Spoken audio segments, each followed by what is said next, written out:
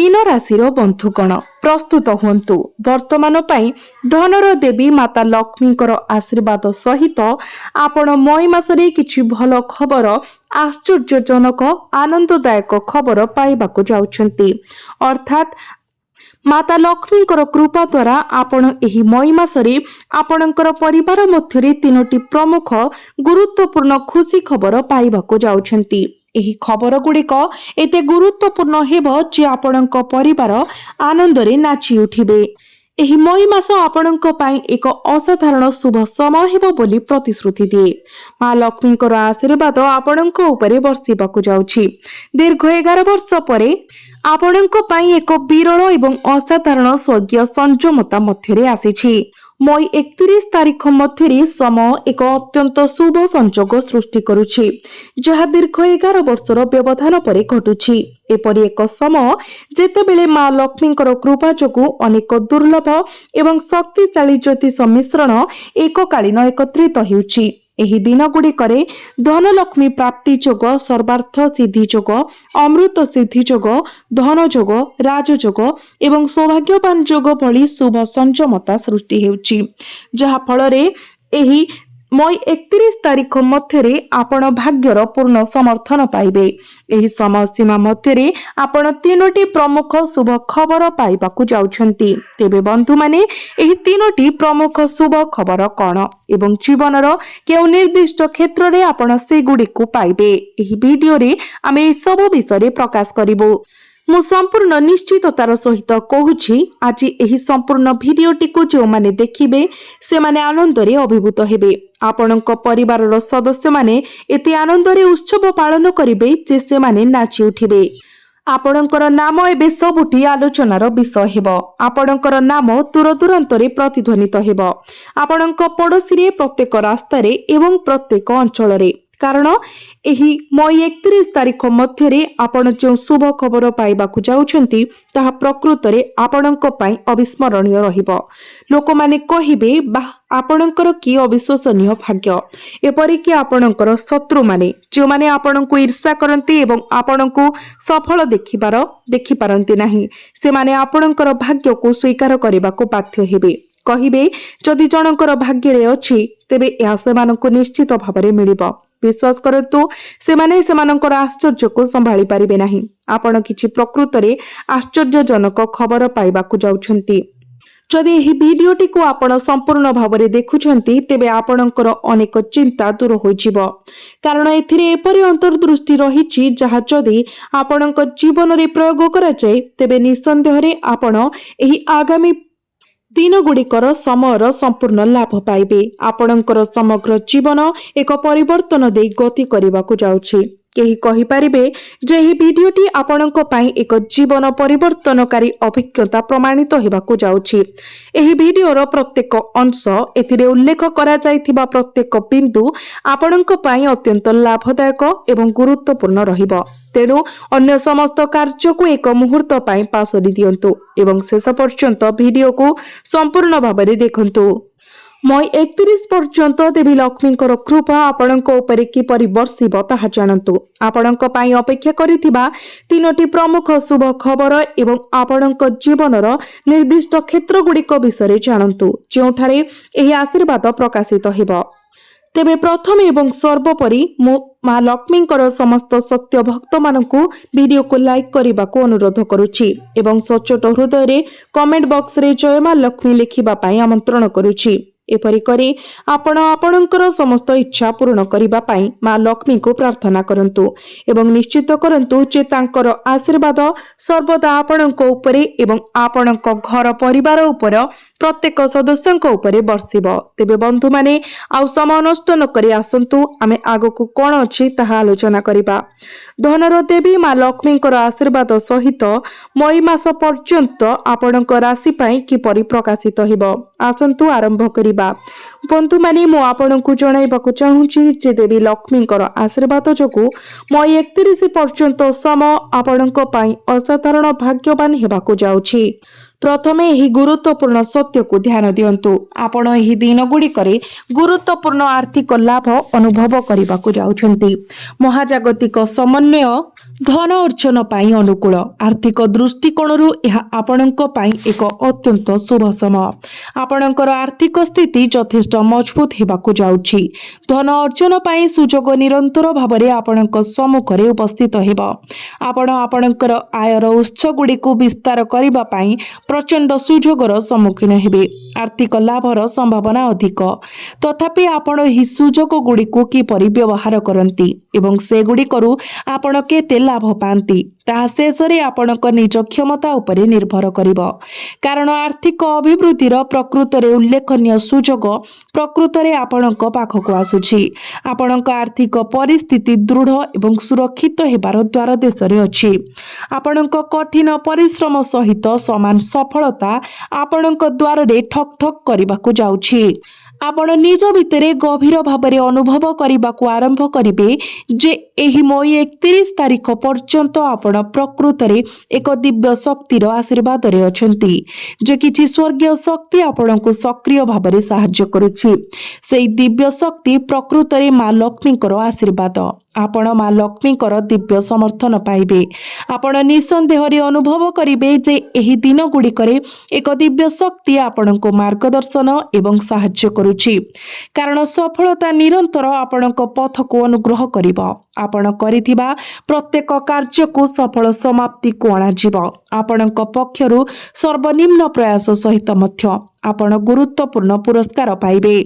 आगामी समय असाधारण भाବରେ शुभ, सेगुड़िक अत्यंत अनुकूल महाजागतिक समन्वय द्वारा चिन्हित।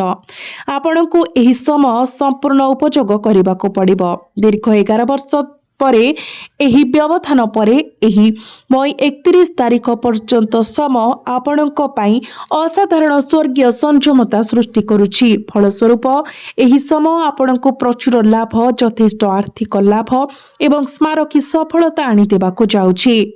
मां लक्ष्मीकर कृपा आपणक उपरे रहिब। मां लक्ष्मीकर आशीर्वाद पाई यह आपणक पाई एक अत्यंत लाभदायक एवं फलप्रद समय प्रमाणित हेब। यह एपरि एक समय हेब जेतेबेले आपण बड़ बड़ विजय अनुभव करिवे, आश्चर्यजनक खबर पाइबे, आर्थिक समृद्धि पाइबे एवं आपणक हृदयर समस्त इच्छा पूरणर साक्षी हेबे। यह सेही मुहूर्त वर्तमान पाई महालक्ष्मी जोग विशेष भाବରେ आपणक राशिर लोकंक पाई गठित होईछि। एक राजयोग प्रकाश पाइछि। आपणक कुंडली मध्यरे एक धन जोग रूप नेइछि। संक्षेपरे आपणक पाई धन अर्जन संपूर्ण निश्चित। कारण वर्तमान घटुतिबा प्रमुख ग्रह परिवर्तन आपणक पाई गभीर भाବରେ गुरुत्वपूर्ण एवं लाभदायक हेबाकू जाउछि। सरल भाବରେ कहिबाकू गले आपणकर भाग्य उज्जवल हेबाकू जाउछि। ईश्वरक कृपा एबे आपणक उपरे प्रचुर परिमाण रे रहिबो। आमे आपणको कहि रखुछु जे जदि आपण कोनोसी कार्य आरंभ करि सारिछंती किंबा आरंभ करिबाकू जाउछंती, माता लक्ष्मीको नाम डाकी तेबे आपण निश्चित भाବରେ सफलता पाइबे। निसंदेहरे माता लक्ष्मीको आशीर्वाद रे जे कोनोसी कार्य करिबा द्वारा आपणको पाई लाभवान साब्यस्त हेबो। यह व्यतीत मां लक्ष्मीकर कृपा द्वारा आपण एबे द्रुत गति रे आगको बढ़िबे एवं आपणको जीवन रे प्रचंड प्रगति करिबे। आपण सफलतार नूतन मानदंड स्थापन करिबे एवं प्रत्येक क्षेत्र रे विजय हासिल करिबाकू जाउछंती। ताहा शिक्षा, नियुक्ति किंबा व्यवसाय हेउ। ग्रह नक्षत्र गुड़िक एबे आपणको एक स्थिर शुभ खबर आनिबा पाई जाउछंती। माता लक्ष्मी आपणको उपरे तांकर कृपा वर्षा करिबे। यह वर्तमान एक अपार लाभ प्रदान करिबार समय।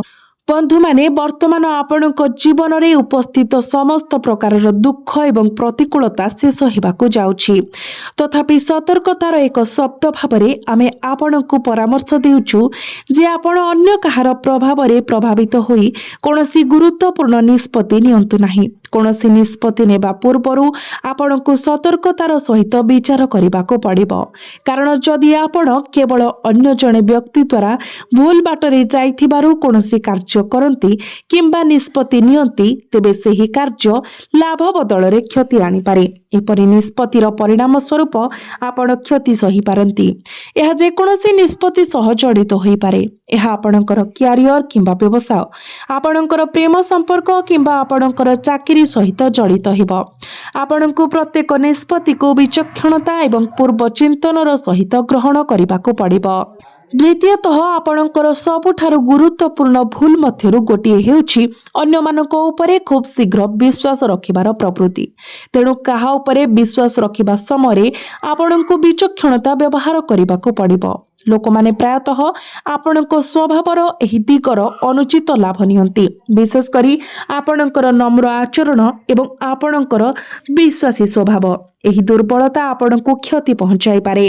एपरि व्यक्ति माने आपणको सेमानंको पाई कार्य लगाइबाको प्रवर्ताई पारंती। एथिरे आपणको ठारु टंका आदाय करिबा किंबा निजर काम कराइबा अंतर्भुक्त हेउ, किंतु जेतेबेले आपणको पाई किछि पाइबार समय आसे आपण खाली हातरे रहि जिवे। तेणु मोर कथा हेउछि जे माने निज स्वार्थ पाई आपणको शोषण करंती किंबा अपव्यवहार करंती सेमानंको ठारु सतर्क रहंतु।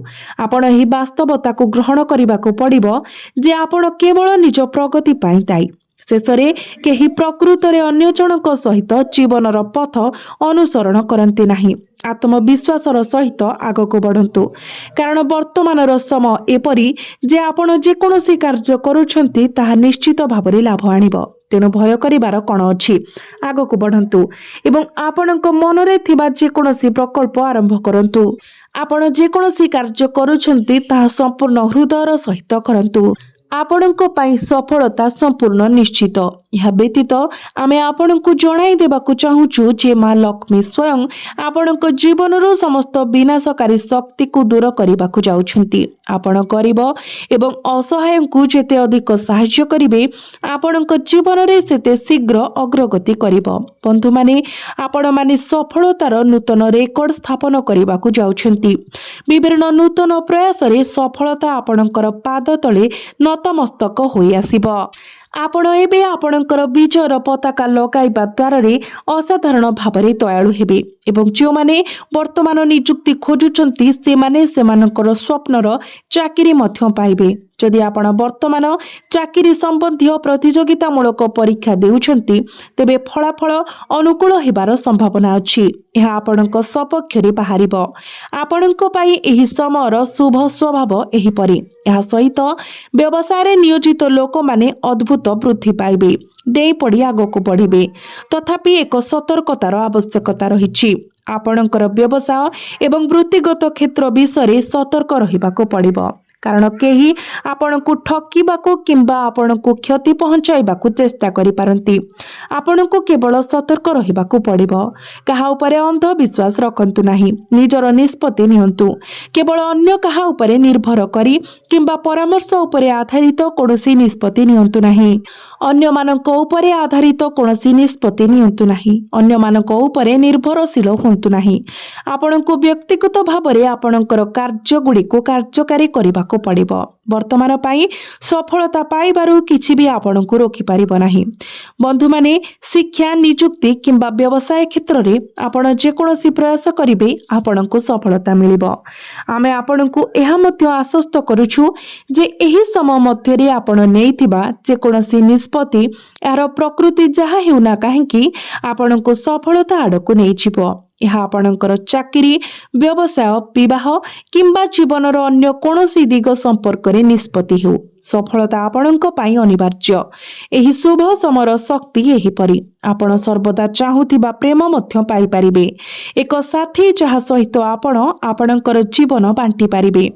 जदि आपण जीवन साथी खोजिबाकू चाहुछंती तेबे एही इच्छा मध्य पूर्ण होई पारे। अधिकंतु जो माने वर्तमान अविवाहित सेमानंक पाई एक प्रतिश्रुतिपूर्ण विवाह प्रस्ताव खूब शीघ्र आसी पारे। आपणक घरे विवाह संपर्क रे आलोचना होई पारे। आपण खूब शीघ्र जड़े उपयुक्त जीवन साथी पाइबार संभावना अछि।